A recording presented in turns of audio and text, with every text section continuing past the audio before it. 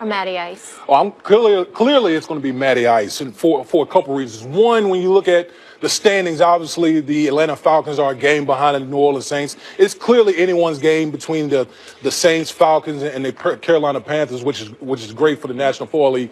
But when you look at Matt Ryan, the past 3 weeks, you're talking about the former league MVP. He's only thrown 2 touchdowns in the past 3 weeks.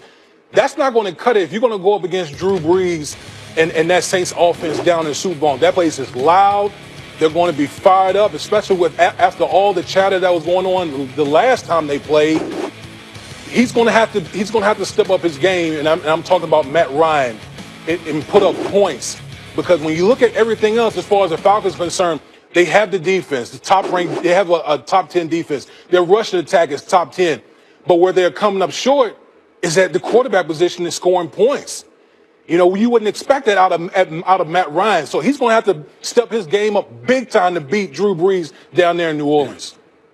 Well, let me say this. I disagree with you. No surprise there, big boy. I mean, now, I need to hear that. I want to see what you got to say now. Well, first of all, watch your mouth. I told you about interrupting me when I was speaking. That's first of all. And second of all, you wore that red tie the last week that you were on here. No, I didn't. Excuse me, change up your tie. No, I need to buy you a tie for Christmas. I need to take you shopping. I need to take you shopping. Can you get to your point? Because I can, Molly. Because I can get on him. He's in the holiday spirit. All right, bah humbug, the rest of you. Listen, with Max's monochromatic self, we understand he's one-dimensional, but I expect better from you, Damian Woody. Get something other than a red tie. Now, let me get back to my point. Let me get back to my point. I'm going to tell you, Drew Brees needs this more. Last time I checked, just last February, Matt Ryan was playing in the Super Bowl. Drew Brees hasn't been there, since 2009? The last 3 years, the Saints have missed the playoffs. This is a guy that has passed for over 5,000 yards in 4 of the last 6 seasons. The other 2 seasons, he passed for at least 4,800 yards. He's on pace to put up similar numbers this year. He's a surefire first ballot, future Hall of Famer. He's absolutely phenomenal. But at the same breath, when you're that great, you don't need to be home in January watching everybody else. You need to make some noise. And so when I look at Drew Brees, listen, Matt Ryan went to the Super Bowl last year. He was a league MVP, but let's be real about it. We don't look at him and view him on the level of a Drew Brees. We expect more from Drew Brees. And Drew Brees hasn't been in the postseason. Certainly not his fault. His defense is the reason why. It's not him. But this game means more to him. Hey, Stephen A., man, hold on. Hang in, Damian. Wait, Matt, hold on, Max. Hold on, Max. I'm going to give you a shot, Max. Hold on 1 second. Let me get back to Stephen A. real quick while he's trying to come after my tie. Listen, first of all, Drew Brees got a ring. That's number one. So let's throw out the whole, Matt Ryan went to the Super Bowl. It's okay going to the Super Bowl, but if you ain't winning it, man, why even bring it up? The second thing is, anyone who has watched New Orleans Saints the past couple years, they've been historically bad on defense. Mm-hmm. That's what's really been holding the New Orleans Saints back. Their defense has been atrocious. Stephen A., and you know what they finally did? You know what the New Orleans Saints finally did? They've been hitting on draft picks. They've been hitting on draft picks, and they've been turning this thing around. It's no coincidence that the New Orleans Saints are in the position that they're in right now because they finally got some ballers on that team that can help Drew Brees out. Damian, Go ahead, Max. I'll deal with Damian later. They missed the real point. And Stephen A., you missed the real point, too. Who needs this more between Matt Ryan and Drew Brees? The answer is Matt Ryan. And it's a legacy issue. It has nothing to do with just this season, just this game, just making these playoffs or making a run. Drew Brees is going to the Hall of Fame.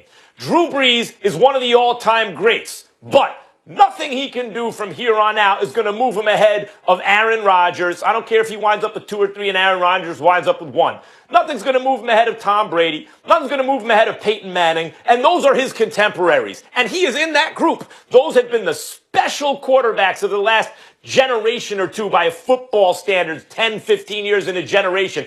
The couple of eras that he's played between. He is in the upper tier of quarterbacks, but he comes in last in that upper tier. Nothing he does from here on in is going to change that. This dude's going to the Hall of Fame. But Matt Ryan comes into the league, and people can see he has skills. It almost reminded me of Carson Palmer, they wanted to anoint him a little early. But you know what? He really, to me, was never more than a B+.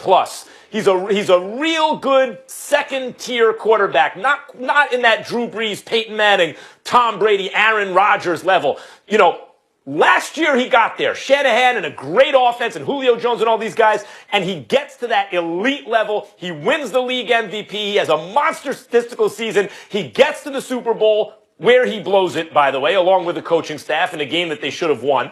And yet, really, Stephen A., the same argument you made to me, which you were right about with Cam Newton last year, heading into last year, when I said, Stu's the league MVP, he's elite. You said, let me see him do it again. Let's see Matt Ryan do it again. He entered the first tier just about if he could repeat it. But if he falls short again this year, a disappointing season, it's back to the B+ bin. He's tier 2. He has a chance to move to tier 1. He will be tier 2. It is much bigger deal for Matt Ryan, and it's because of legacy more than anything.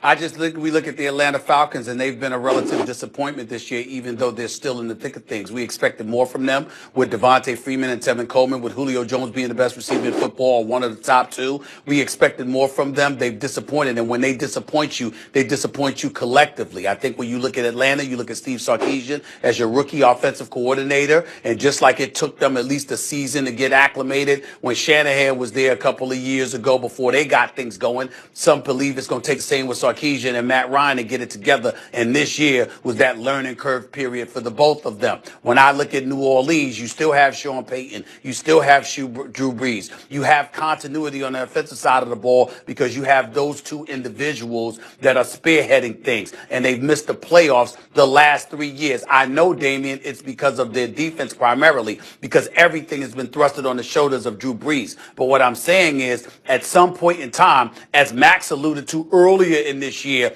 eventually there's going to be a demise on a part of Drew Brees, if for no other reason other than Father Time. I don't believe it has arrived yet. Max was hinting towards it having arrived weeks ago, which I thought was ridiculous. But in the end, what it comes down to is, if you're Drew Brees, you're that big time. We want to see you playing in January. And when you got Atlanta coming to your house, Damian, a couple of weeks after losing to them at the Mercedes-Benz Dome in the last seconds, you have to step up and handle your business, because now that you have a defense, there's really no excuse not to be prolific as a team, because you finally got a defense and you got a running game in Ingram and Kamara. Well, I mean, listen, if you're the New Orleans Saints, the comparison I make is when the way John Elway finished out his career. The one thing that they did was they provided John Elway with a running attack. They've done the same thing with Drew Brees. You know, you got Ingram and Kamara, you know, and then on top of that, you got a defense, so it only enhances Drew Brees. But with Matt Ryan, I'm just saying his play, like you talking about a former, you know, last year won the MVP. This guy is taking a big step back, especially late in the season. He's barely passing for 200 yards a game. I mean, you can't be talking about a former MVP and you're putting up pedestrian type numbers at the quarterback position for the Atlanta Falcons. So listen, they got the parts in Atlanta, they got the defense, they got two stud running backs. Matt Ryan has got to step it up. And I do agree with you somewhat, Max, that it is part legacy for Matt Ryan, because he's been in a lot of situations where we could be talking about him differently, but he's come up short. So this is a big game for him as far as his legacy is concerned. No question. The Falcons have won the last 3 meetings versus the Saints. Damien, you'll be back with us in a little bit? Yeah. Okay, perfect. Coming up next, the Lakers starting shooting guard Kentavious Caldwell-Pope has begun a 25-day jail sentence. So why is he still allowed to practice and play in games? Plus, Ezekiel Elliott, what will he be able to do in his first game back with the Cowboys? Damien will help answer that. Stay tuned.